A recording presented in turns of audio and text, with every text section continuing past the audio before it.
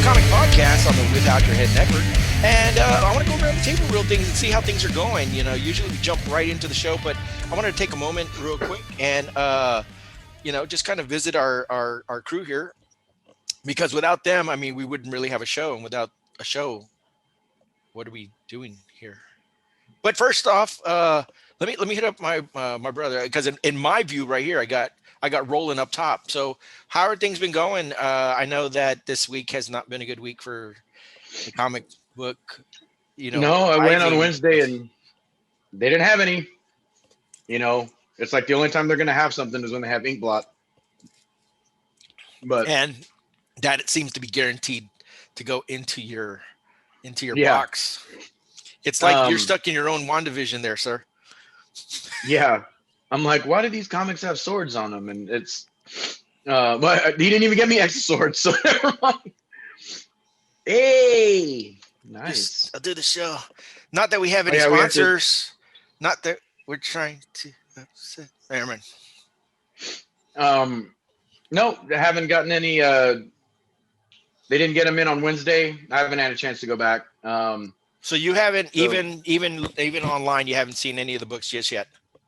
Nope. Okay. Nope. Well, I haven't bought them. Just for point of reference, King in Black #3. Yes, sir. I like it. I don't know if Rich or Carlos or anybody had a chance to check that one out. If not, I'll send a little customary. Haven't sent one of those out in a while. I'll send out a customary list of some of the books that I think you guys need to check out, because definitely King in Black #3. Rich, how did things go this week for you and the hunting, or no hunting? I don't know. I think you might have tapped yourself out.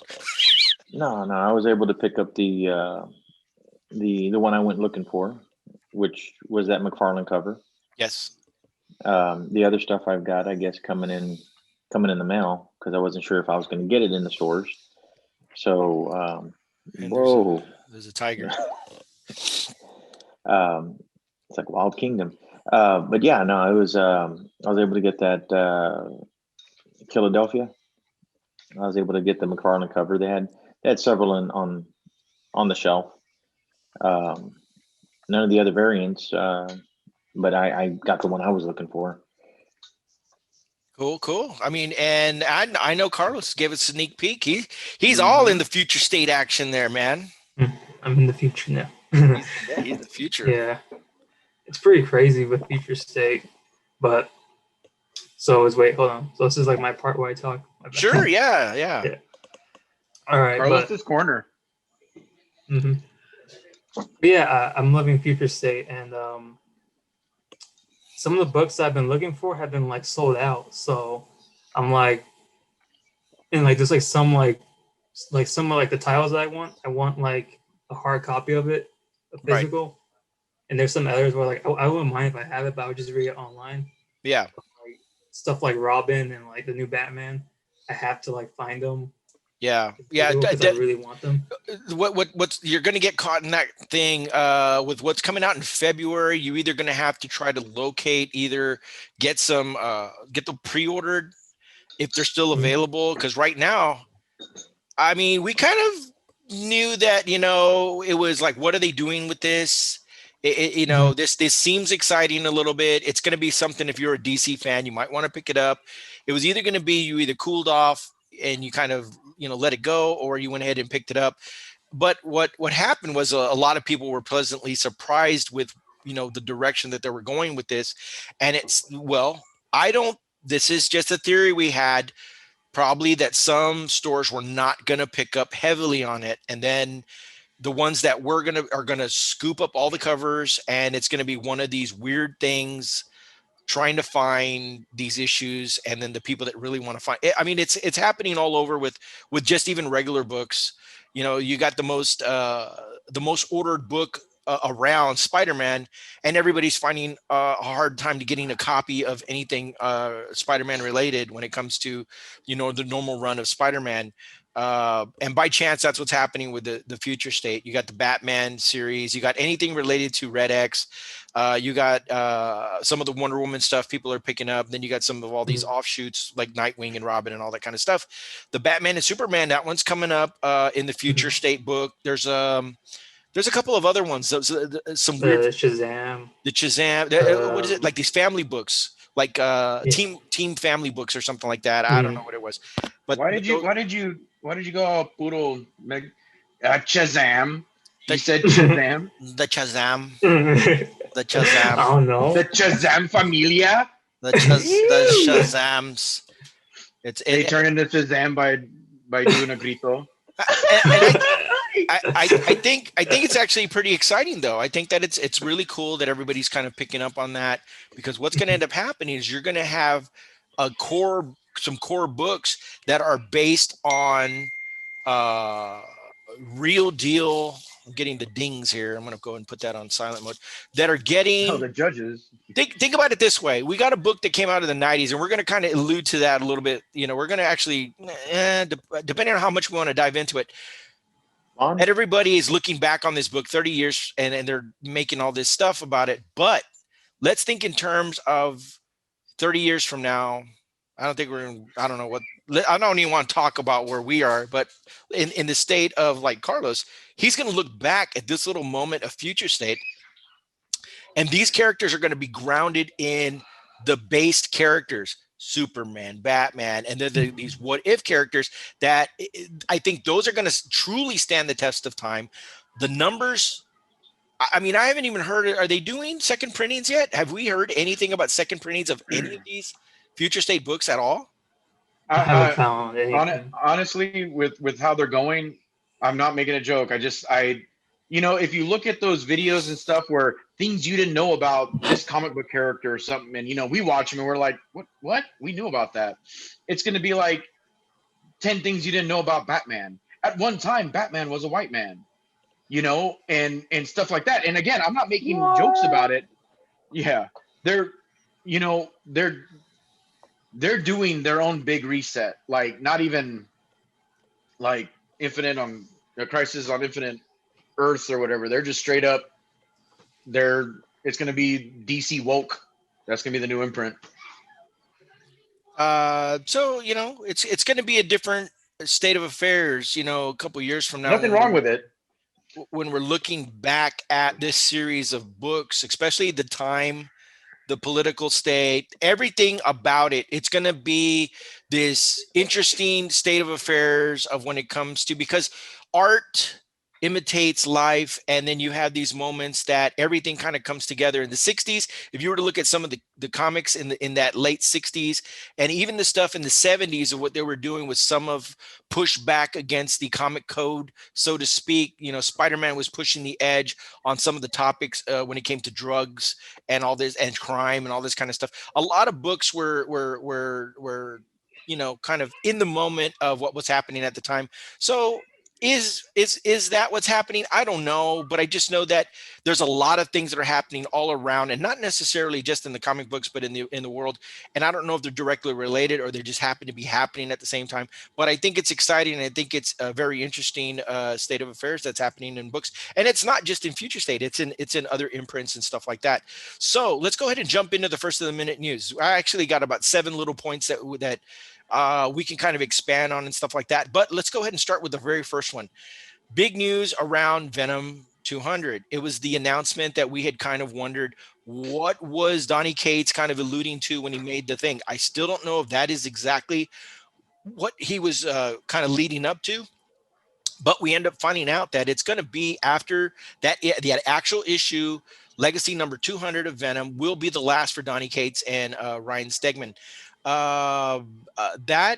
That sent a little bit of shockwaves through the comic world, because for ever since he grabbed a hold of it, he's really shaken up everything, and that imprint itself of what he's done with Venom has had a ripple effect all across the Marvel universe.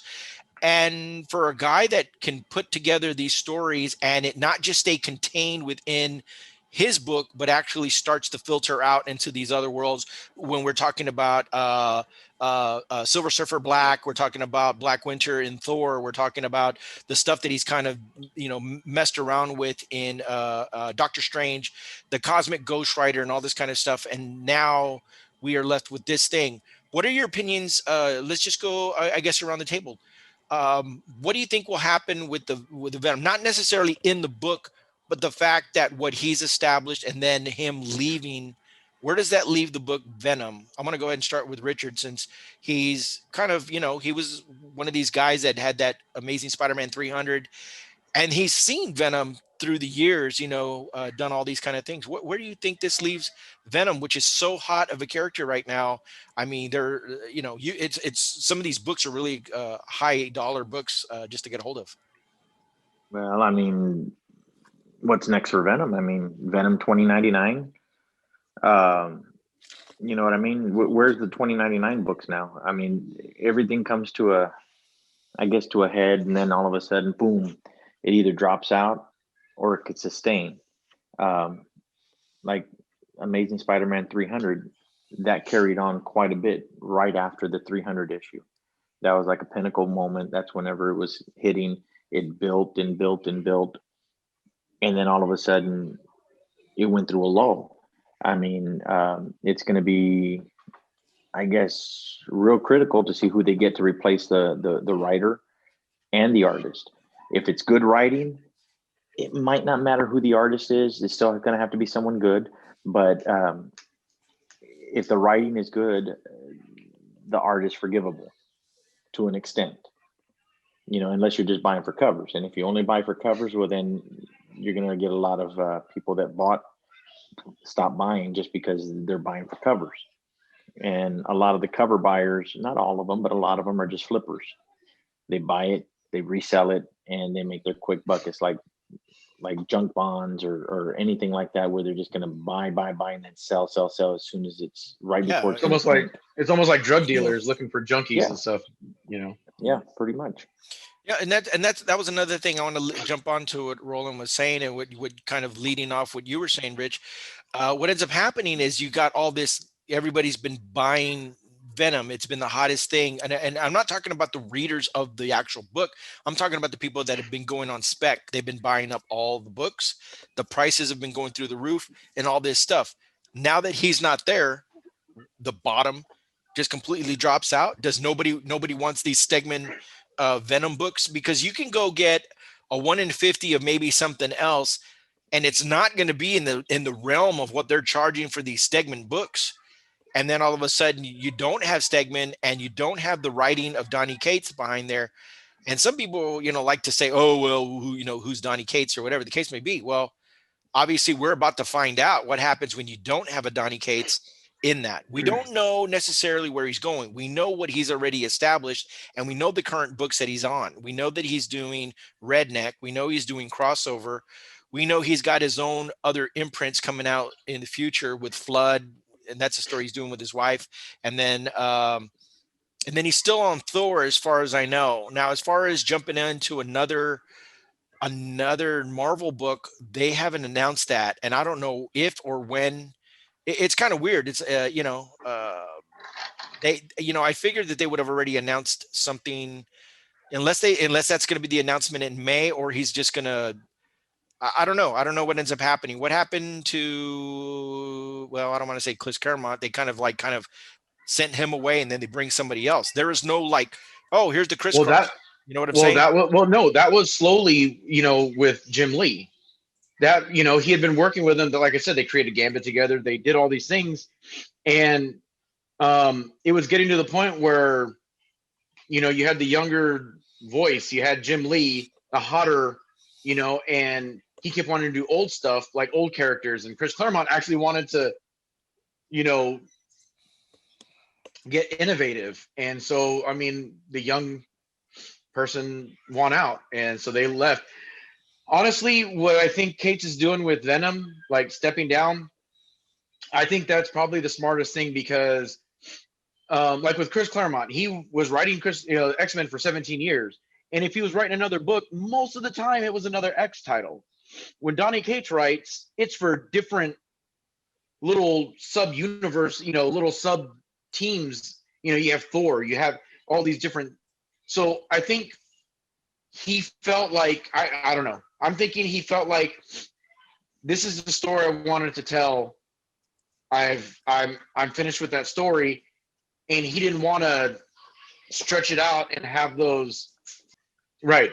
And so they went with the younger guy. They went with Jim Lee. Chris Claremont went off. Stegman. See, you were talking about Stegman.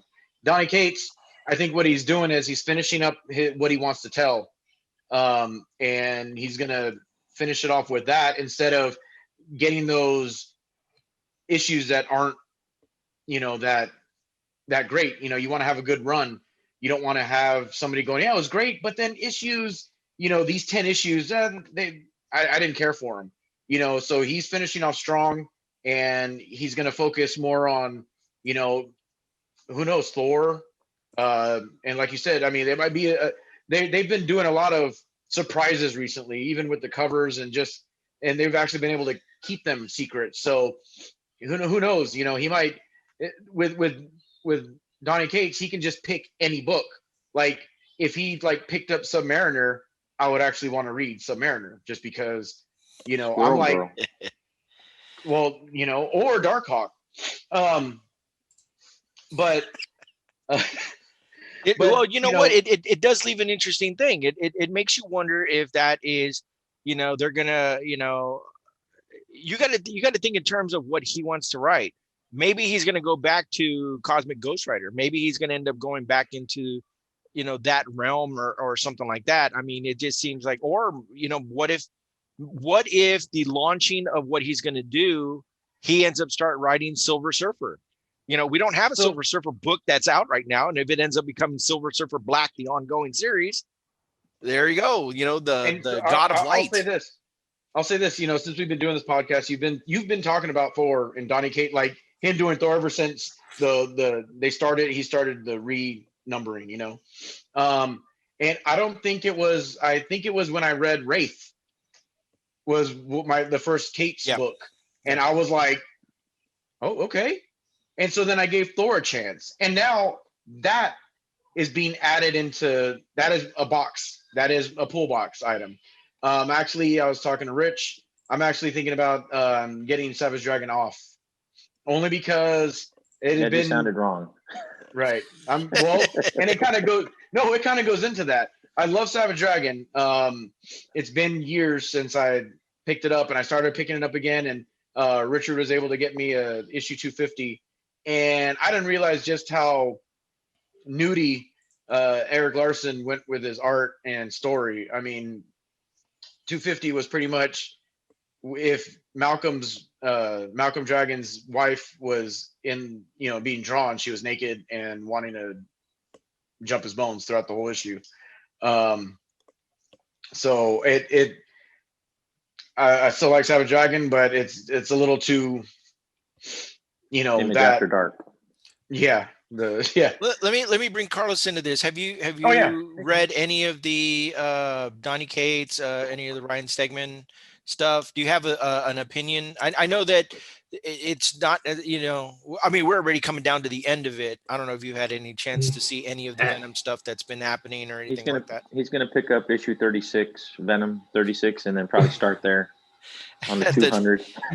At the new Venom. He's into the new stuff, not this old Venom guy. I actually haven't really been able to focus more on Marvel because I've been focusing on DC with Future State, and the semester just started. Yeah, so you are our DC guy. I've been focusing on the semester that just started early this week, so that's all good. Got to put more time into that, to graduate. Hey man, you got 15 more years to finish your school, right? Mm-hmm. All right, True. let me jump into what we were talking about. Oh, by the way, this is what's happening in the Avengers in April. Nice. Got Blade and the crew. So we were talking Blade about Brown. What was happening with Venom 200. So we obviously have this. That's one of the covers. I'm assuming this is what the Jock cover. I'm assuming this is the what his art style is. I was trying to find out, you know, all the other guys that they were listing with covers and all that kind of stuff. So I know that Batman had a series of art that was very much in this vein. So I'm wondering if this is who that is. I can't, I think that's what I'm assuming it says down here.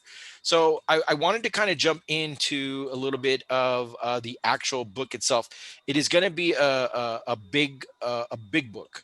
And I'm talking about in scope too. It's Donny Like an Cates, Ryan omnibus? Stegman, and more. It's going to be 96 pages. I mean, if you think about it, they pretty Jeez. much are.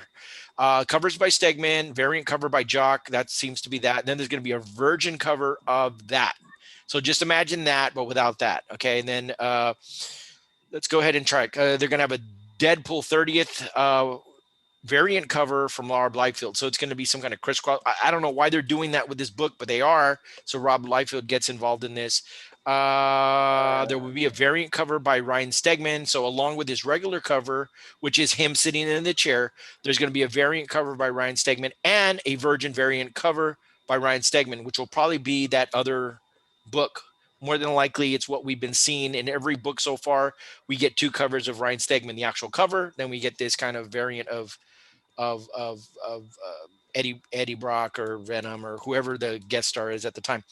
Then we're looking at J. Scott Campbell. We got Mark Bagley. Lots of these are Spider-Man guys. These are the guys that you see normally drawing. Art Adams, Patrick Gleason. Are you sensing the theme here? I'm seeing lots of Spider-Man dudes.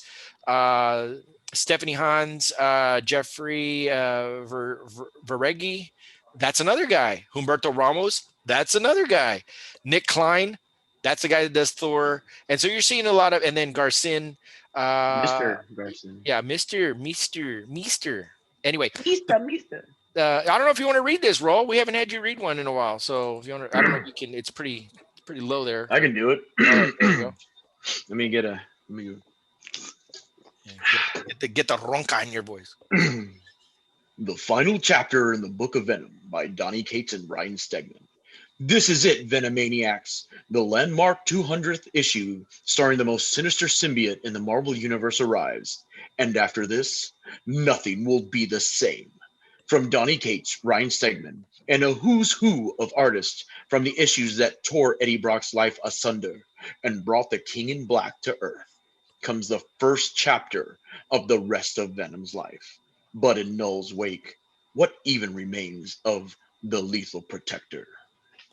So instead of ending, we are ending a duo of creative, but they're kind of starting a thing here. If you think about it, the first chapter of the rest of Venom's life. So it's like the ushering in, the ending of a creative team, but also the launching of something interesting, to go on with that. It is definitely with a steep price at $9.99, 96 pages, but 96 pages. Yeah. So you're getting a really big book. You're getting pretty much what we've seen with the Batman Anniversary, what we've seen in 800, Spider-Man 800. We almost spent that much for Last Ronin. And it wasn't. Yeah. And it was big. It was a wide book. But page-wise, 10 cents a page. So what ends up happening is, I'm going to give you the tips, guys. All these covers, I guarantee at least 8 of these covers, and that's not even including, and Richard knows, these aren't even including the racial variants that are going to be out there. The Caseta, the infamous, they're all racial, brother. They're going to have the McFarlane cover. They have to have a McFarlane cover of some kind. And you're going to have these pencil black and white covers and all this kind of crap. So this right here is just a little snapshot of maybe what do you think? 6 more covers? They need, because they need to get Eric Larson to do that jaw thing that he would do with Venom. Just like, he almost looked like Violator, for crying out loud. I mean, it would, that would be kind of interesting if they were to end up bringing back even some of the older school guys.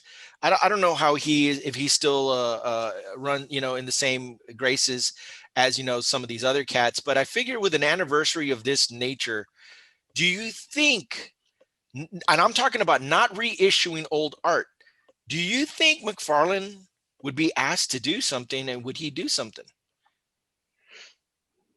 To me, it's really hard to imagine. I mean, he didn't even do a Spider-Man. You know what I mean? He draws them all the time, though. Yeah, Yep. yeah.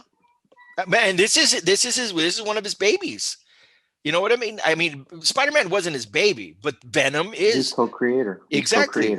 So to me, I find it hard to believe that if you don't have some kind of 1 in 500 or 1 in 1,000 cover of a Spider-Man somewhere hanging around out there, or Venom, not Spider-Man, but a Venom. He'll end up doing a price guide. Yeah, no shit, right? Yeah, it's gonna be like, I'm gonna do a special picture for cover price. Yeah, I mean, Like, you know what I see? what do you see? I see Spider-Man having a big play in this. Stegman put him on the cover of 32 for a reason. That has to have been a sneak peek. Plus, they had a black and white variant of it. There's got to be more Spider-Man coming up in this whole mix. I mean, look at it's a who's. Did you notice that Venom looked a lot thinner than we've seen that bulked up Venom before? Eddie Brock's Venom is like, muscular, very bulging. When he was sitting there on that throne, he seemed kind of thin. Didn't he? You're gonna make me go back and find that cover, man. It was perspective. Yeah. Okay. We'll leave it at that. But I mean, dude, it's a who's who of Spider-Man artists that are. Just bring up Spawn 314. It's the same cover. Yeah, there you go. They're just gonna put Venoms instead of Spawns and stuff like that. So that's the book. I mean, well, let me ask Carlos. Do you plan in April to at least pick up a cover of Venom 200? Did this interest you at all? Yeah, if I get the chance to, oh my god, but if I get a chance to actually buy it, yeah, I'll probably pick it up if I see it on the show. Man, that looks cool. See, now, when That's a lot of Spider-Mans in there, guys. So when the symbiote was on Peter Parker, he wasn't known as Venom, or was he? Nope. No, he was just known as the symbiote. No, when did he come up with Venom? But don't you think it's interesting they're going to have that What If book come out the same month? So the thing is that, and that's the thing. This is why I'm guessing Cates is finishing. I'm pretty sure if the end of Brock, Eddie, and it's the chapter for Venom is Dylan or something. It's because Venom is the symbiote. It's not Eddie Brock. So this is maybe why he's stopping, and he's finishing off Eddie Brock. Man, I want, dude. If that poster comes out at my place, man, and I get it. Yeah, you got to tell the dude. You got to already start telling the guy that start looking for a Venom. They don't order the posters. They just send them to them. Those are just promos. Yeah, those are promos. Yeah, they just send whatever they're going to send. Yeah, so that's why I've been getting all the King and Black. But I mean, it's a steady flow of Spider-Man stuff that I've been getting. So the moment there's this Venom, and if that, I'm hoping like some of the cover, something is in there for it. I'm gonna pick it up just because of Cates. I want to see how he ends this thing. Everything in this White Spider is all Spider-Man, Peter Parker, Spider-Man, and everything in the black is Eddie Brock. Mm-hmm. Everything, even the picture at the very bottom, that's the only spot I'm looking around. Well, there's another spot over here in the far left where you see this other Venom. Under the bottom, you see somebody without a mask in the Venom suit, and then you see Eddie Brock at the top, but then you get his face down here in the bottom. I'm just trying to see, do you see the female symbiote, or is this just all Eddie Brock Venom? No, that's just all Eddie Brock. This is a tribute to Eddie Brock and the Spider-Man, actual Peter Parker Spider-Man. Well, because I mean that's Spider-Man, and then you got that they're connection. Friends now, right? Peter and Eddie. I mean, they actually have a moment, obviously, in the King in Black when he's down. He's the one that actually brings Eddie to. Is it at Reed? They bring him into Reed to help him out or something. He's the one that brings him big. He brings him in. He's the one that's trying to help him out. So I don't know, man. Leave it to Donny Cates to do something wicked to this character. I mean, you know, and I was gonna I think I pointed out before. I don't remember. I remember somebody at one time was like asking, "How is it that the Null's picture looks like Spider-Man?" But that didn't that spider didn't look like that until the Black Symbiote, and so it was always a Venom symbiote style to have the legs going across the back. Remember? If you look at any of the Black Spider, Yeah, the Black which Spider-Man. this one up here in the yeah, corner, right here. yeah, it's Top. always been across. So it wasn't like, oh, I followed Spider-Man. It was that style. I know we're doing retconning and retroing, but it still makes sense. Spider-Man never had that until the costume. But Right.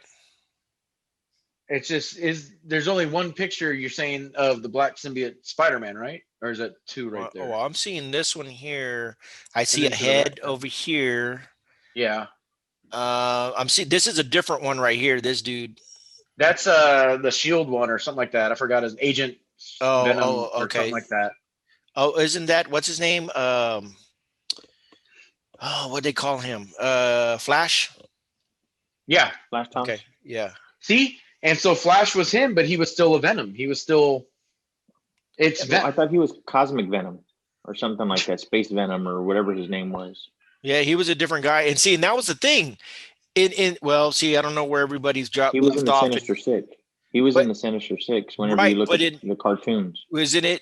Which one was it? Was it Venom that we actually see the return of him somehow? It's one of these books recently. I was just reading it, and he comes out, and they said, "Oh yeah, I remember." Yeah.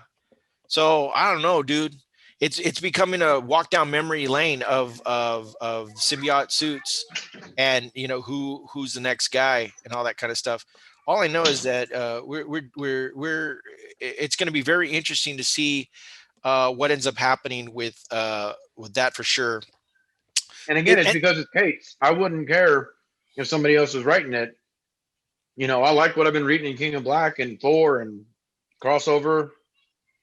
Yeah, there's still time to play that out. We don't know exactly, what exactly is going to happen from now to April. There's still some King in Black and Venom issues that are going to take place, and I'm sure. I mean, you can already speculate what's happening because the issue before 200 issue, you see that black cover of Eddie Brock walking away in the darkness, and so that's him leaving. That's a farewell of sorts, and then we end up ushering in whatever it is, and whatever's going to happen at the end of that particular book is going to be the sneak preview of where or who could be the next Venom. Or is it going to be that where is Venom, who's the next Venom, and we're going to see that play out, or is it's going to attach itself to somebody and it's going to be the hot potato who's the next Venom going to be and stuff like that.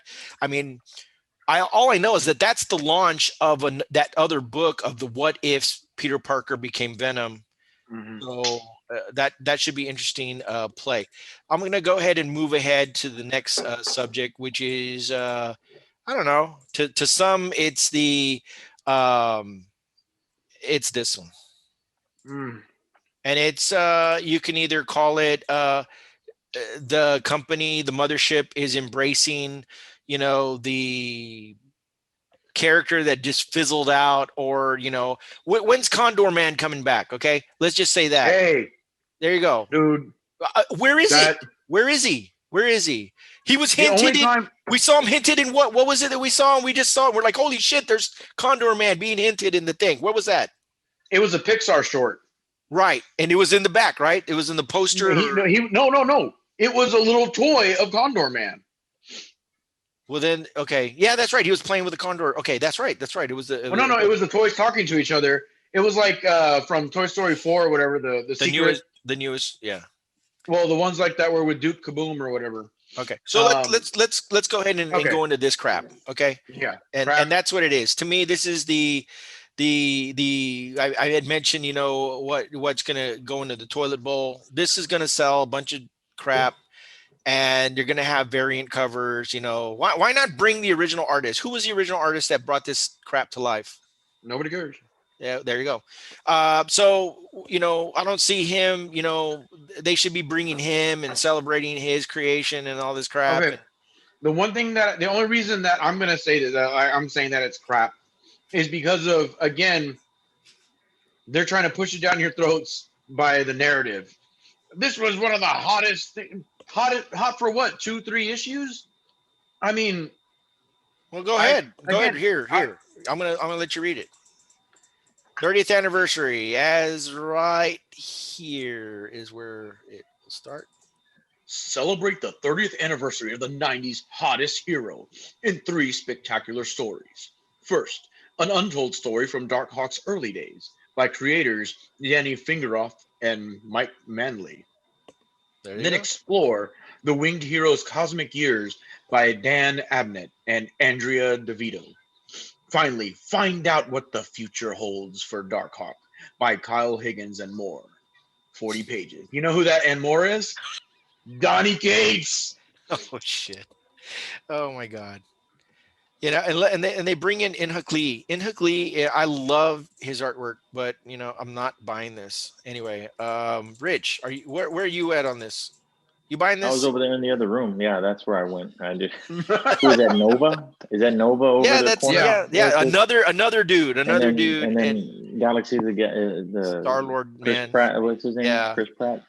Yeah, these are guys that were like throwaway dudes, and now they're all brought together to.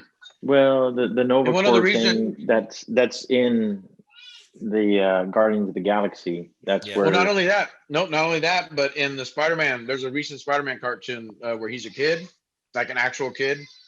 It was recent, and it had Nova as his buddy. It was almost like they redid Spider-Man and Amazing Friends. I know what you're talking about. Yeah.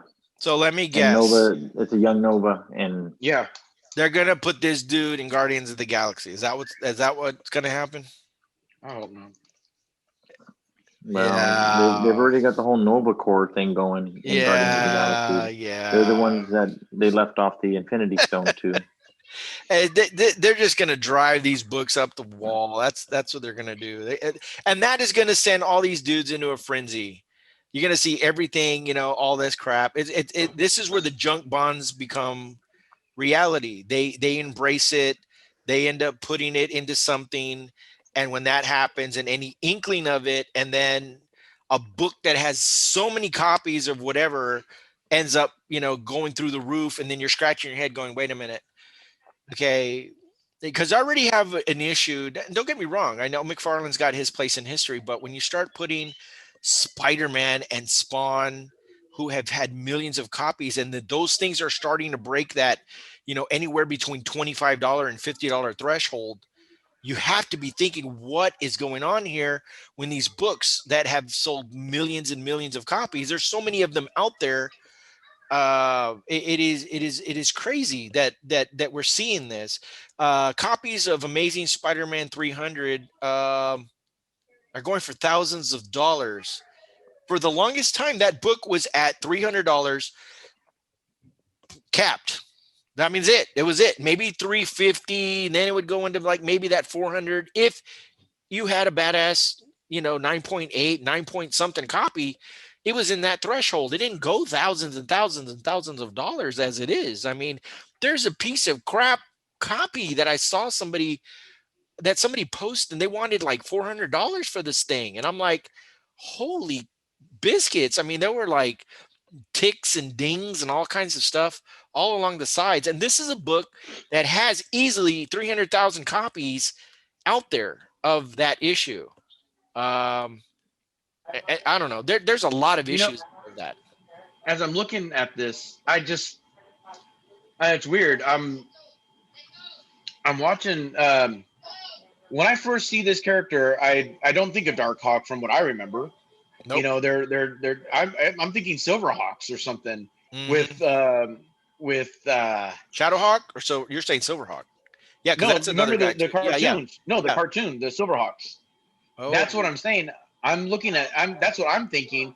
And then the face looks like the second bad guy from the Mighty Morphin Power Rangers, not I was the about to say Power Rangers.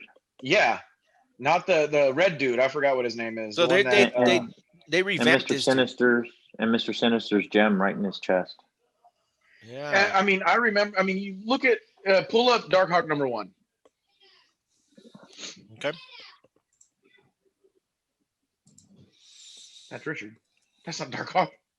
Or do you have something to tell us when you were the teen in the 90s? Let's go. Yeah, you see the people that are sitting on Al Bundy's couch. Is that Ted, his brother Ted, and oh, wrong Bundy, right? Yeah. Where's Whoa! Ted? Did you just turn Oh. wine to water? Weren't you drinking something red earlier? Yeah. I nullified it. Yeah.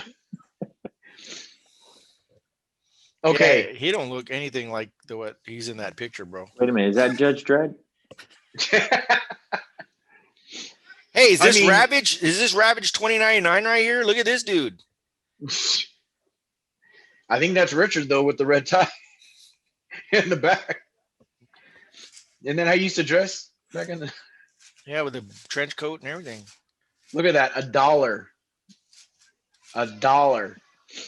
And so this is how I remember Darkhawk. So that's what I'm saying. When I saw that other, I mean, I guess he's like you said, he became some cosmic dude or whatever. But this is what I remember Darkhawk. And so when I see that other picture of Darkhawk, I'm like, who the heck is that guy? You know? And like I said, I've said it before in our show that, you know, when I was a kid, yeah, I got caught up in the hype. And after reading like the first couple issues, I lost interest. It did not stick with me. There was, you know, there was just other stuff. And I just didn't keep, you know, I mean, it was around this time we had this, like a Sleepwalker, and do you remember that NFL comic, the pro? I forgot his name. I was more interested in that comic than Darkhawk after a while. You talking about the Refrigerator Perry? No, In no, G.I. it was Joe? like no, it was the NFL pro guy. I forgot his name, but it was an NFL comic. He was a superhero. I mean, look at the, you know, I'm actually like paying attention now. Look at the logo. It's like, it should be like a rectangular all the way around, but it follows the K. So on the bottom, should it really just be like that lazy? Manly, yeah, okay. So Manly, he's going to be doing one of the stories in that thing. So they are coming back, but I mean, like I said, that's how I remember Darkhawk, with the razor wings like that. And then that's what I'm saying. When you look at the other one, it reminds me of like the Silverhawks or something, you know? That's what they were called, right? That cartoon that was they would show in the morning with WGN or Yeah, excuse me. I had to use the Darkhawk. Sorry. Whoa. No, we were just talking about the logo design. Oh, man, you don't love that? Come on, man. That's classic.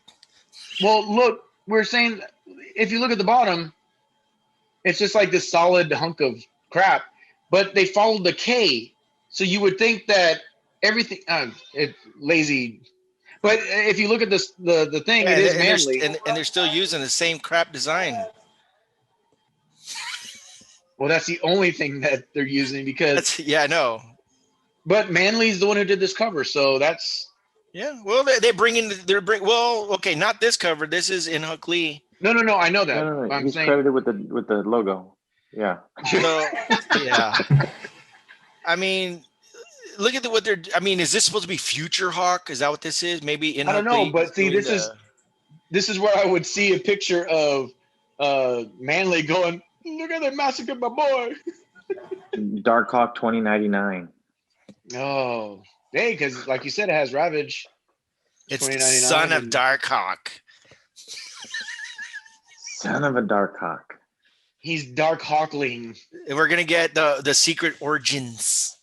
Dang, look at the rib muscles. He's got like Dang, it looks like a pack of hot dogs or something, just all shoved under his armpit or something.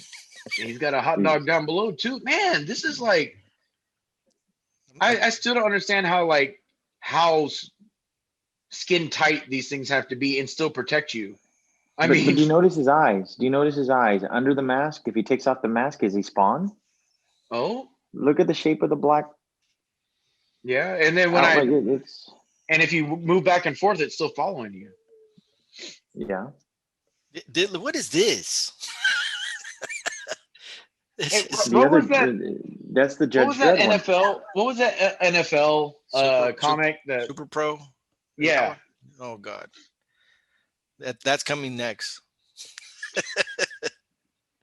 Oh my God. Let's going to be in there with his NFL hat. Oh man. Yeah. We just need to get rid of this. Yeah. Okay. Yep. Put that in later in the post-production of the toilet. I'm going to go ahead and get down here. The next one that we're going to talk about, I'm going to zoom down here. There's a lot of stuff, man. Don't get me wrong. I'm kind of highlighting just that, but let me zoom here down. And this is something. Oh, go ahead. I was gonna say you heard about Capullo, right? What happened? He said he's gonna take a break from doing all the DC stuff that he's been doing. He had a good run so far, and then he comes back with another tweet that says, but they did ask me to do a couple more covers for Batman, so he's going to go back and go ahead and do a couple of big covers for Batman and stuff. But he said he's going to do several things for the big two. So I'm guessing that means Marvel and DC. He's going to be doing some covers for both, or Image and no, he Marvel, means Image, bro. He means Image and Marvel. Because he said, well, I'm just saying because he's been doing a lot of DC stuff. Well, then maybe it's DC and Image. No, it just makes me wonder. Maybe he'll start doing some Spider-Man stuff, or maybe he'll be doing some. He's got to be doing something if he says he's going to be doing some covers for the big two. Well, yeah, you never. Well, maybe he's talking about number 2. He might be doing Darkhawk stuff. There we go. Hey, Roll. They're gonna go back to that book that you didn't get. That actually, you know what? I have a copy for you. The one with all the bats. The one that you were missing. Yeah. Well, Jess is still there, and so okay. Don't forget to. Well, we don't have to talk about that right now. But but I'm just saying there was that one book that you said that you did not find. It was that. Oh my God! Wait a minute. What am I missing a book? And that was the infamous vampire book. Yep. And look what they're doing in April. So it was almost like a year ago? We had all this X of Swords crap, and then we're doing all this other stuff. Oh my gosh, yeah. And now not a full year ago, but it was. But yeah, now we're going back to the vampire thing. Because they alluded to this in one of those books that we read. I mean, look at this, and we're doing the little hand thing, the knoll. And that's the thing is that don't forget in King in Black, Blade is working with Dracula to go fight King in Black. So they're like bringing Dracula. I mean, I haven't followed, so I don't know if he's been out and about, doing the whole Gary Oldman thing, but they're making him relevant again in the Marvel universe, and I'm looking forward to this. It smells of 90s. Yeah, the children of the night.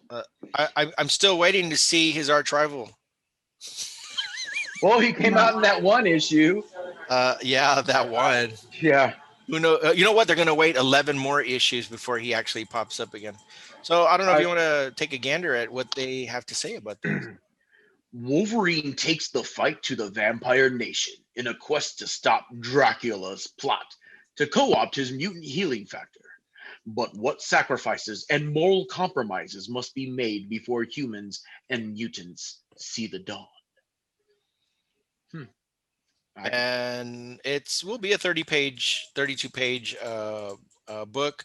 Of course, with Reborn stuff. The what? I actually haven't read any of the Heroes Reborn, Marvel Heroes Reborn. Where? No, you didn't see this news stories about that it's coming, like it's a new Marvel's Reborn. Well, if you see, there's a Reborn cover coming out. Oh, Is that Guido? Is that Strongman in there? It's a bunch of people here. You have Darkhawk up there. Look who's doing the thing, artwork, brother. Holy crap! I thought that guy looked familiar. Yeah, I thought it was. Oh no! The cover's by Sylvia. The inside art. Oh, Right. see, Yeah, I got to see headshot variant cover by Todd Knott. I like Todd Knott. You want me to read it? no, because we're not going to talk about Okay. that one. But Okay. when we get closer to it, it's gonna. Oh! I'm flying all over the place. Oh! Was that Bishop somewhere? Did you pass Bishop somewhere? What the heck? Yep. There he is. Oh, well. A bunch of marauders, pirates. Matterport. Remember I told you on the Yeah. patch? So that's the vampires are back. So that's kind of an interesting thing. And of course, anytime you get Wolverine into the fray, it ends up, becoming a good read and stuff like that. And then you got Omega Red into the mix. So, and they already just recently they had Maverick, correct? If I'm not mistaken. Yeah. Wasn't there if do you remember there was a what if Wolverine was the king of the vampires or something like that. Remember that? Yeah. Oh, the vampire. You know what? Isn't it funny how those Halloween books and stuff are gonna? Oh wow. That's Carnage, Black. Well, there you go. There's your favorite guy right there. There's Beta Ray Bill.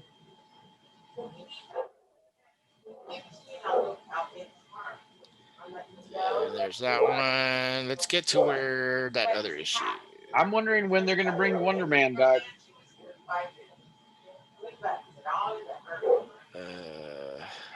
What was the next one on the list? Okay, it should be around here somewhere. Rob, there's a search button. Do you have your TV on in the back? Okay, it's right here. Oh. And here we go. Black Panther number 25. We hit the infamous 25 issue. This is what we got looking. It's a milestone book. And with the milestone book, there's always, something to talk about. And it's the Stormbreakers. Look at this crap, dude. Usually you get one Stormbreaker. How about let's put all the Stormbreakers in there? And they're finishing off the writer with this one.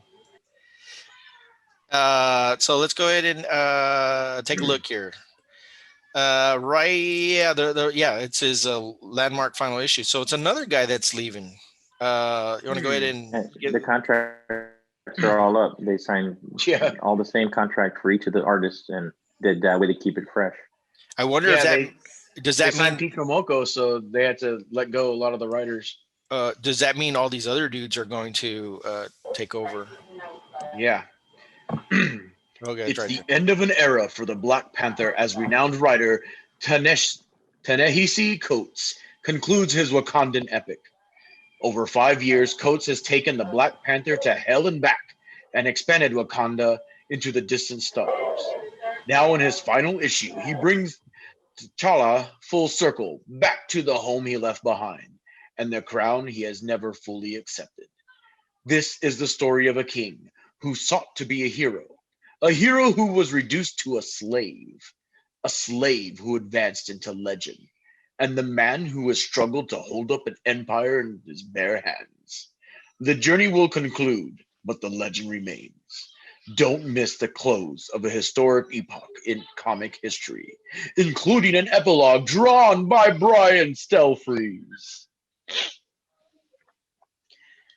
Now, I guess my question here is, are they actually going to stop using this character and bringing Shuri in or whoever, and they're just not going to have T'Challa anymore because of Chadwick Boseman?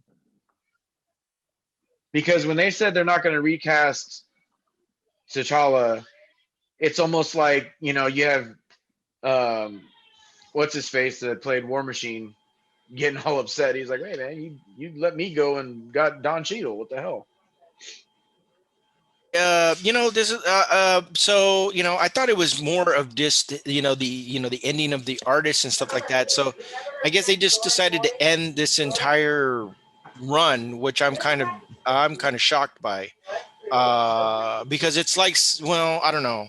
I don't know. Is it that much of a thing? I mean, they can't try to conclude the character. I mean, that's like That's what Well, I'm saying, saying. is it that, or are they paying respect and retiring his number? They No, that's retired the bull. no, That's character. bull. dude, that's like Dude. saying, okay, after the Crow, we're not doing any more Crow books because Brandon Lee died. Well, I they mean, never made anything after the first Crow. They never made any more movies or shows or. I thought we talked about this already. all right. I don't know. Where's To me, Mephisto? I got my WandaVisions. I mean, they did make a good run of it. Now, if it goes into poor sales and they're just trying to be respectful of it, that just the interest of the book is just not there anymore. I guess maybe they just said, let's go ahead and just end the book. I mean, or do they, hey, we're gonna. I don't know. I don't want to get into it. I don't want to make it political, and I don't want to get into whatever. But Well, it's not obviously, even political. I'm saying. no. Uh, What I'm trying to say is now we're bringing in Blade, but all of a sudden we're going to go ahead and end this book. Why can't we keep, the books going? You know what I'm they have their saying? quota. Right. They can Well, only have one. I'm just saying that's why I didn't want to get too much into How this. many- I didn't want to Is bring Luke into. Cage a book still, or no? Or is he just in Netflix now? Going to be on the Dude, Disney They network? don't even have that book. That's what I'm trying to say. I don't understand why, either the book's numbers are not holding up to the thing, and then we're going to go ahead and end this book, or you know what I'm saying? I don't know. I just I don't want to read too much into the thing unless we know that they say, hey, you know what, sales aren't making the book. We're just ending the run. We went to 25 issues, and respectfully, we're going to do, because I mean, dude, come on, look, every Stormbreaker is going to have a chance to do this character. It's almost like they had all these guys lined up to do a book, and then they decided, you know what, we're not going to even have a chance to do that. So let's do, all the Stormbreakers are going to make a variant cover for Black Panther. You tell me one other book that is doing this, not even Spider-Man, Venom, or anything else is getting that kind of treatment on that. I've never seen where all the Stormbreakers. Now, this is the challenge I guess I'm posing to the community out there. Is there another book that featured as many Stormbreakers in one issue other than a Stormbreaker tribute to themselves, or did Stan Lee get this thing where, hey, every Stormbreaker came out and did a No, but are they doing that not to showcase the Stormbreakers, but to help push this book? I mean,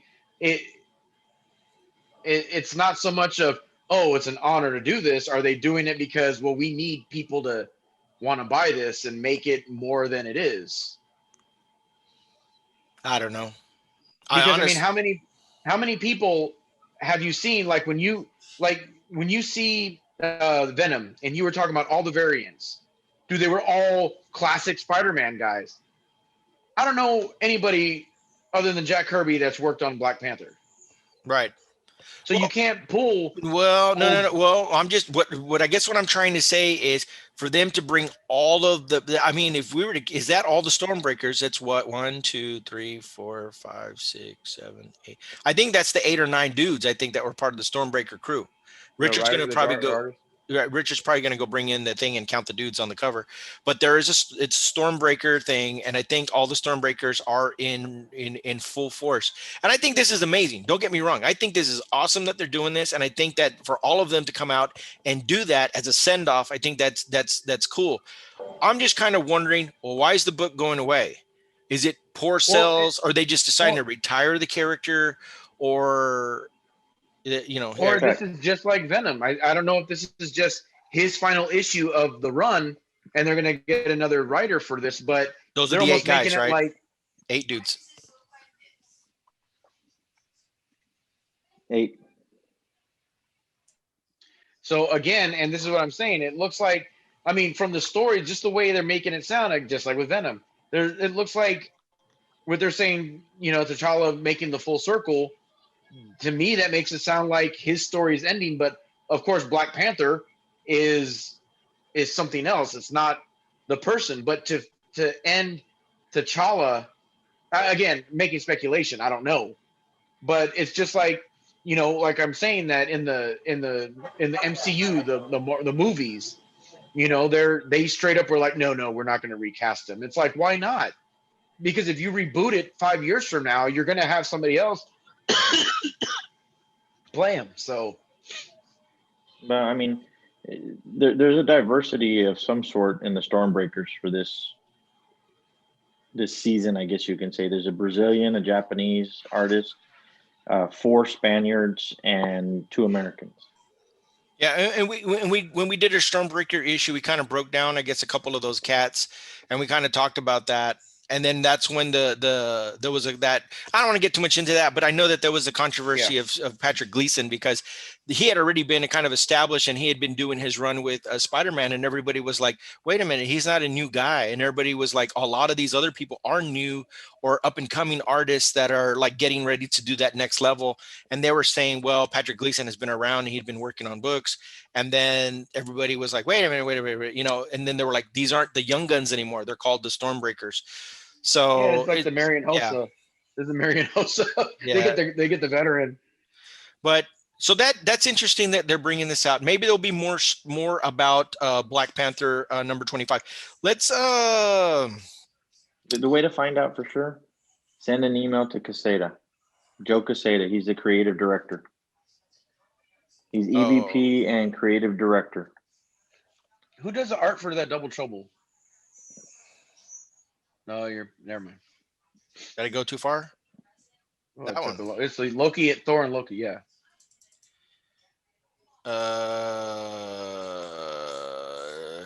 Almost looks like a young. It's this cover. one, Guri Guhuri.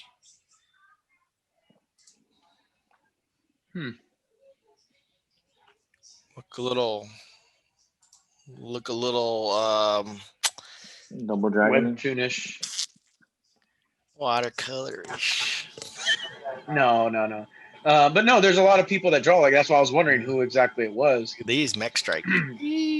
Look, Hulk's in a suit. Spider-Man's in a suit. What is it? Exo-Man? What are they? The Armorines? The Armorines. They're Optimus Prime here. I don't know. Hey, wait a minute. Isn't the Black Panther guy down here? What? I thought he was done. He went into space. Black Panther, that's not T'Challa. That's the whole thing. Oh, okay. Oh, the Curse of the Man thing. Yeah, I know. Everybody wants it. Hello, I like you. Everybody wants the man thing. I don't know about. Look, Darkhawk. No, I don't know if that is. No, that's Beetle, isn't it? Or I don't know. Is that the Spider Slayers? oh God. All right, this is the next thing. Okay, this is what they're gonna do. Wraparound cover. Yeah, so we got Miles Morales. This is his number 25 book, and he's not going anywhere. But check this crap out. What is this? And it morphs into da da da da. Look at this, dude. What is symbiotic? It doesn't morph. That's 3 different ones, I thought. No, there's like 1, 2, 3, 4. There's like whatever this Right, is. these are the clones. Okay, well, Yeah, it's a clone thing. Yeah, it is. Yeah, so this is a Clone Clone Saga. That's what it is. So they're going to do their own Clone Saga. And so, how do you guys feel about this? This looks pretty wicked. Number 25 here. I figure it should be placed between, I would say between episodes 2 and 3. The Clone Saga. Clone Wars? I mean, Yeah. He's going to have his own, and Mark Bagley is going to do a variant. Right, Mark Rob- Bagley Jr. and Rob Liefeld. She does a lot of Spider-Man Wait stuff. a second. As it is. Whoa, what It's happened? a Deadpool 30th variant cover by Rob Liefeld. Yeah, just like the other one. Same thing on the Venom. So you want to go ahead and take a look on what they're going. Yes. It starts off with the clone. The Clone Saga, Miles Morales style. We finally see the full extent of what the Assessor did when he kidnapped Miles back in number 7. The oversized anniversary issue lets the clones loose in Brooklyn and messes with Miles' life even more than Peter Parker's Clone Saga messed his life up.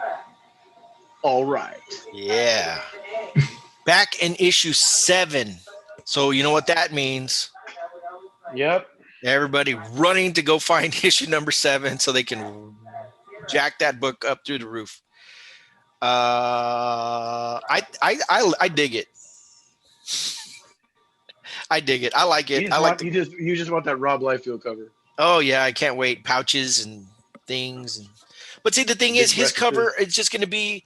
It's probably not even going to be related to Spider-Man. It's just going to be a Deadpool cover, right? And with Spider-Man, like, doing some kind of. They're gonna put Deadpool in a cover somewhere, and he's just gonna be kind of like an add-in to whatever somebody else's cover was, and he's gonna take credit for it. But all his characters are stiff. I mean, it's gonna be just like holding a gun or posed like. Will he have hands and feet or no? Or he's actually been drawing feet a little bit different, but like when you look at it, it's like, oh, that's the Snake Eyes cover. Oh, he drew, Deadpool that way. Deadpool. Oh, it's only certain like 4 or 5 poses that he does. I'm the infamous Heroes Reborn, Captain America. Yeah.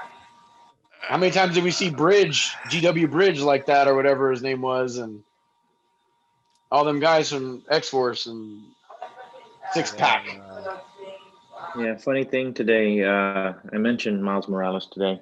I was photographing and one young person comes up and I get their sticker and I go, oh, James is Miles. I said, like Miles Morales, huh? And I go, that's Spider-Man, huh? And he goes, yeah, he's just nodding his head, yes. And I kid you not, the next kid comes up, his last name's Morales. I go, Morales. I said, you put you two guys together, you're Spider-Man. It's pretty crazy. Clone. They're clones. Very much so. Why do you have a statue of Dad? Who? What? Oh, there you go. That's pretty wicked.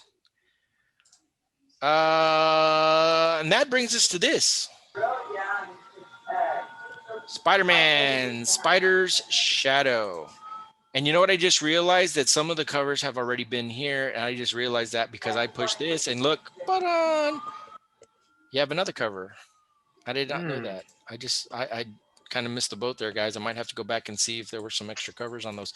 Anyway, so this is a what if. There's actually going to be a couple of parts to this. I think it was like 4 or 5 issues on that. So if you want to go ahead and check it out, Ron Lim has and Chip Zdarsky and Pasquale Ferry and Phil Noto.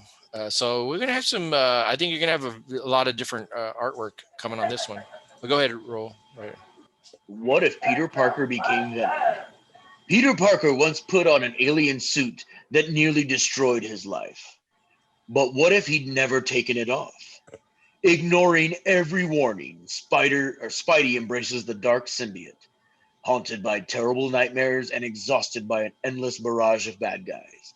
Peter can't seem to catch a break these days, so when the Hobgoblin attacks, he finds a hero at the end of his rope and vulnerable to new dark impulses. Spider-Man is about to change his rules, but is it truly Peter who is in charge? Creative powerhouses Chip Zdarsky, Pasquale Ferry, and Matt Hollingsworth bring you a terrifying tale of a Peter Parker possessed and on the edge. There you go. So what do you guys think? I mean, we kind of talked about this, that what if this was going to happen in Venom? What if that was presented where Peter Parker is, in order to save the symbiote, because that symbiote is very different than all the other symbiotes. That one actually has a connection to himself and to Eddie. And because Eddie has been in that symbiote the longest, there are remnants in him that are more connected to Eddie Brock. If you read the Venom story and you read a lot of what's been happening, you find out why that symbiote is so different than just a regular random symbiote that we. Wait, didn't Nell say that it was a failed experiment? Yeah, but it's still, it has those pieces. But that's what I'm saying. Yeah, he's so interconnected with it, and traces and all that kind of stuff are all within that Venom. So if anybody was to connect or recharge that suit, you figure it would be Spider-Man. And I know we've kind of hinted around, you know what I mean? The fact that Spider-Man was on its own variant cover of Venom, like Richard was saying, well, it might not even be a what if. It might be a, let's play it out. Because if we play it out this way, where we bring in Spider-Man after the fact, this is I think the reason they're doing this, and maybe this is why they said this. Okay, wait a minute. If Donny Cates is planning on doing this, we need to show what would have happened if Spider-Man stayed with the suit and why he didn't become Venom. Because why isn't, if he puts the suit back on, why isn't he going to become a monster? And so they needed to find what is the difference between the old Spider-Man and if he would have stayed with it, because he didn't become Venom. Technically, yeah, it was a Venom, but because of whatever was brooding inside Eddie Brock, it unleashed something and attached in that respect. And that became, right. Yeah, Eddie had a lot of anger and a lot of and then Venom had a lot of anger. Well, yeah, and then Venom had the same thing, because that's why amplified. It amplifies whatever they were feeling. So Peter never had it was messing him up because he was feeling jealousy and greed and all these other things as well, because he was having all that stuff going on. It was trying to play. Yeah, it was trying to play. Yeah, it was trying to play. It was trying to amplify those. Yeah, it was trying to amplify those parts of him, and he got out of it before it went too far. Well, I mean, and you look at the way they draw Venom now. I mean, I guess that's more of, the explanation, because when I saw Venom, he just pretty much looked like, Black Spidey, but with a mouth. And, like when he opens his mouth, it's not always, it just looks like regular teeth, it's just a regular old mouth. So I guess it's, calmed down. But then when he wants to go beast mode, I guess he goes beast mode. What do you think, Carlos? Because I know that the Tobey Maguire Spider-Man has that Venom in there. I don't know how much if Venom you've picked up in the past and stuff like that. But as far as the character of Venom and what you've seen him in, I know that you always refer to the Maguire series of the movies and stuff like that. What do you think about them doing a story of this nature if the symbiote suit stayed with Spider-Man and then he became the Venom, but through Peter Parker? How do you feel about this one? I actually like the idea. I'm actually gonna put this on my my checklist of things I want to pick up. I just kind of like the idea of a what if scenario. I've always been a big fan of what if scenarios and stuff like this, and this is an awesome idea in my opinion. I think it's an awesome idea. What would be really cool is if Disney Plus actually turned this into one of their episodes. Maybe that's what maybe we'll see that, because they're doing what ifs. Yeah, they're doing that what if series. I know it doesn't have it on top what if, but it does present itself as it's in the description as a what if. So it'd be kind of interesting way to play it out. That film, what where does that film rank within the Maguire films? Spider-Man 1 and 2 and 3. I mean, do you like the way they approach that film? I think, to me, the way they did the interpretation of Venom, as far as when he acquires the suit, it's, to me, it's iffy the way he ends up becoming Venom later. But I'm just saying, I like the way that the suit comes off Spider-Man and then it ends up falling on Topher Grace. I like that whole play into the bell and all that kind of thing. That's what they did. I mean, right. Yeah, they pulled it right out of there, and I thought that was great. After that, it kind of, I liked it. And I think that's a good movie. Oh, part 3 had Sandman in it too, right? Yeah, unfortunately. Yeah. I think it got oversaturated. That was one of the movies. That was the Poison Ivy, Bane, Mr. Freeze thing, because then Green Goblin came out and they threw everybody. Goblin. Yeah, everybody was thrown in that shebang for sure. So this is definitely making everybody's list in some shape or form. Yes. Okay. Okay. I know if I ask for it, I won't get it, but still. There's the Darkhawk that. So why does he look like Silverhawks? Well, this is probably from the original Cats, and there he's got the diamond in his hands there. Okay, but you see that guy in the bottom? Yeah. No, this is the Lee. Oh, sorry. This is the Lee Inhook Lee cover. So who the hell's the other cover? Are those the original guys? Okay. Manly is the original. No, that's not. No, That's what not is manly. what? That's not manly at all. Okay, that's not Star-Lord. Oh, it's the variant covered by Logan Lubura. Okay, What, Liliboo? Inhook Lee basically does pay tribute in a lot of ways to what the original, even with the wussy Wolverine claws. Yeah. Wolverine claws. Okay, now look at this guy. That's Okay, who saw Agents of S.H.I.E.L.D.? Not I. Well, he looks like the guy that came out in Agents of S.H.I.E.L.D. So you're saying they're laying the groundwork. Well, the guy on Agents of S.H.I.E.L.D. had the same mask thing that Star-Lord had. He had the same type of jacket. It wasn't Star-Lord, but it was a guy from the future.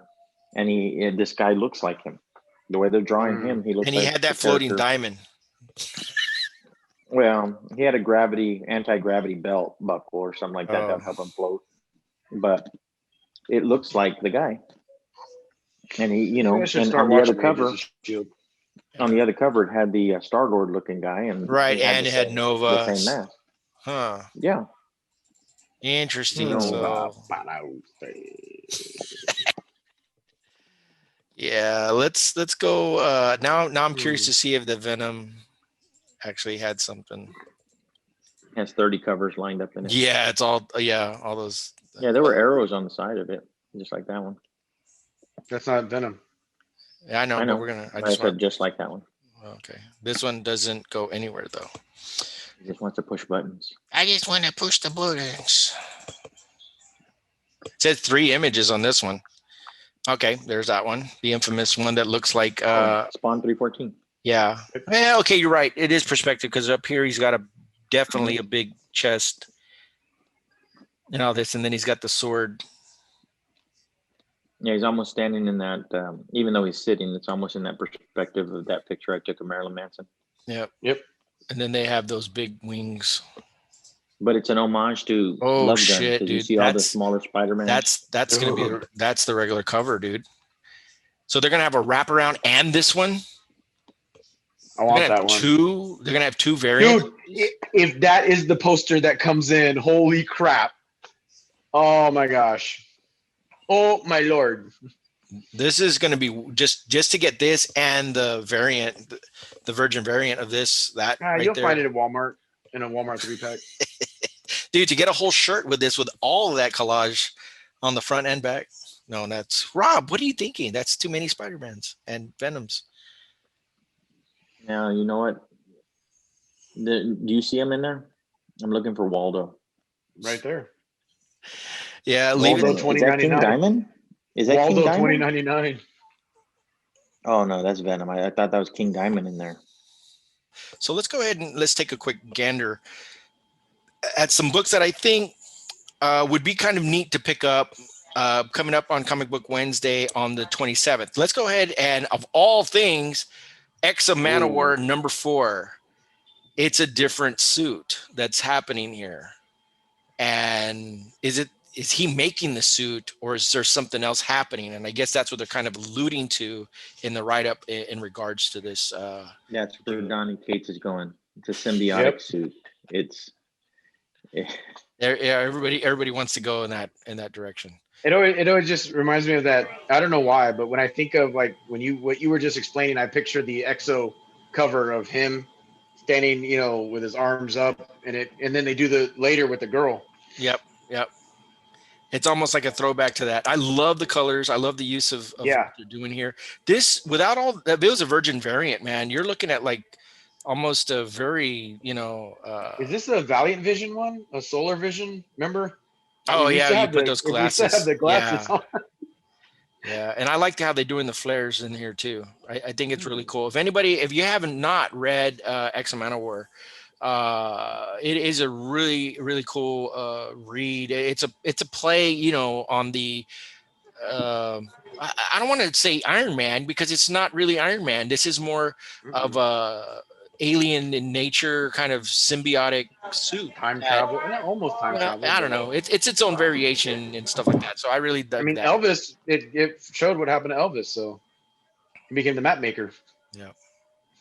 Anyway. This is very cool. X amount of war number 4 is definitely something I think that people we need to take a look at. I don't even know if people are really carrying a lot of Valiant in their stores, but they definitely want to take a look at that one.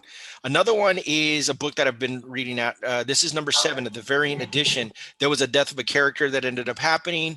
Strange Academy, second line. I'm assuming this is the, you know, at a funeral in New Orleans. I'm assuming this is what this might be. I don't know. I'm a play on that, where they're playing the instruments and they're, you know, the send off kind of thing. I love the variant cover. The other cover is cover A, and that's where Doctor Strange is actually holding the guy with fire, and he's holding him in his arms and stuff like that. So that's what's happening there in that one. So definitely Strange Academy number 7. You might want to pick up one of the, I think there's 3 variants that are going to be on the shelves this this coming up Wednesday. Another one. Now, this is one of those, it might be on my 5. I don't know, but I threw it up there anyway. Anytime you got Deadpool on a throne, King in Black in back of him, I could not help it. This seems like something that would be kind of really cool to pick up. Who knows what the heck will happen with Deadpool and Null. I just, you never know where that can end. And plus you got an awesome shark right in the front. I love Is that Maui? Is that Maui? Maui from Moana? He's got legs? No. Okay. And there's another variant cover to this, but I think that it's a pretty cool thing that is out there. Another one, of course, the one that we've been talking about, it's the CAPULLO and McFarlane team up on the cover. Anytime these two guys come out, it's a very wicked cover. Rich, this isn't the only version of the cover, is it? Oh, but no, see, that's a CAPULLO drawn McFarlane inked, right?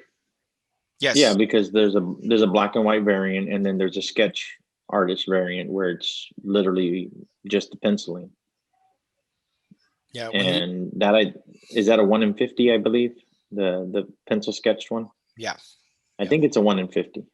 Yeah. So you got a pencil one, then you got a black and white one, then you have this one. So you have a couple of different Spawn covers to kind of deal with. And then there's the other 2 covers, the Matina one that very much looks like Venom 200, where he's sitting on the throne holding a sword. And then you have another one, which is another variant cover. So you got those 2 also to play with. Definitely really cool when it comes to the world of Spawn. This is another one that's coming from Behemoth Comics. It's the Freak Snow Washed in Blood. It's a graphic novel. I remember seeing them post a picture, and the artists, I think they posted the picture of all the graphic novels, and they had them all stacked up. It looked amazing, and I was just kind of wondering when that was going to come out. Well, guess what?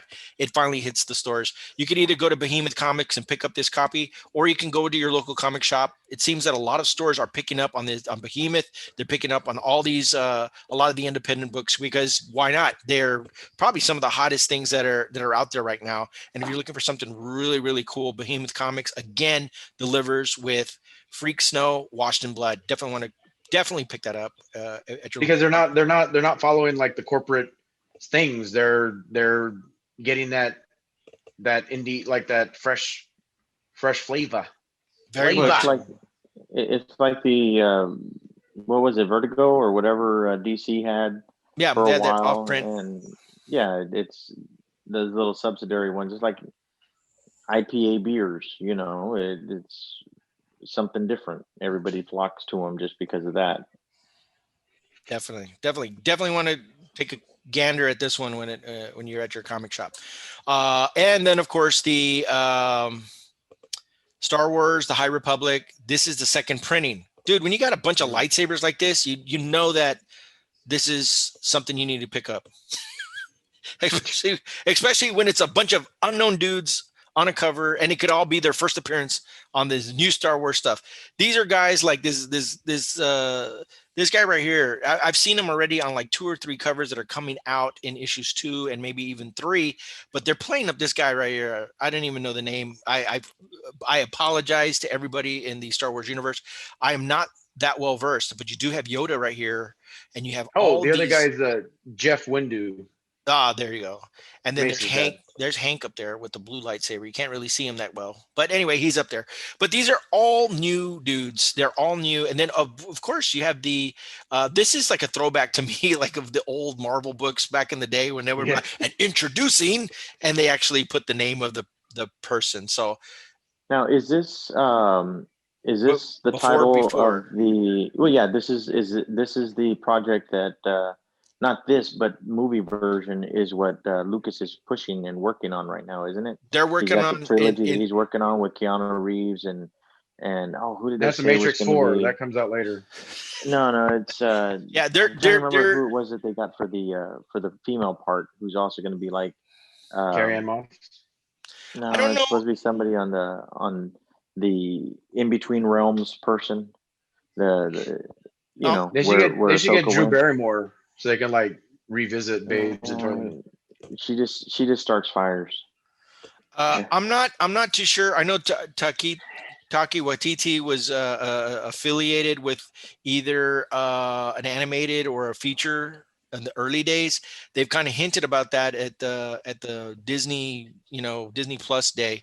And I don't know if that's what it is. I know that there are two projects that are supposed to be set in the past. This is like the days before, like when the Jedi were Future just Past. all over the place and stuff like that. But I know that there's lots of either one is going to be a show and one of them is going to be a movie series. So there's two projects. Maybe one will lead into the features. I'm not sure, but I know that those have been announced in some shape or form. They kind of just said that these are in the works and they're coming out. But the books lay the groundwork. These are canon, so it starts. They carefully craft all this kind of stuff for a reason. You know what I mean? We're going to get the sneak peek of some of this stuff, and I guess that's how you set the bar. So that's this is a second print, by the way. The first print completely sold out before it even came out. All the issues after that, go try to find Star Wars High Republic. I think that's what you said, Rich, right? You went to the store and there was no Star Wars High Republic of any shape or form. It was all gone. All gone. But guess what? Here comes the second wave. Guess what? It's probably going to be all gone already. So I got a feeling we're going to see third, fourth, fifth, sixth, and it's just going to be a bunch of books from Star Wars and the whole Star Wars. And I blame what's his name? Carlos. No, Favreau and his swinger guys. It's their fault that everybody's buying all this Star Wars all of a sudden. So before I forget, I have my weekly question for Carlos. Have you seen Fifth Element? No, not yet. Hey, the semester just started. It's funny because I actually thought about earlier today when I was picking up breakfast. That movie just like randomly popped up in my mind. It doesn't randomly. We've been implanting that movie in your mind for the past couple months. You need to watch it. That is your homework. It's your assignment, young Padawan. I say it that way because I don't know. So you can Padawan. Anyway. So you can cut off the rat tail finally. You can. Because once you watch Fifth Element, you can start growing your beard.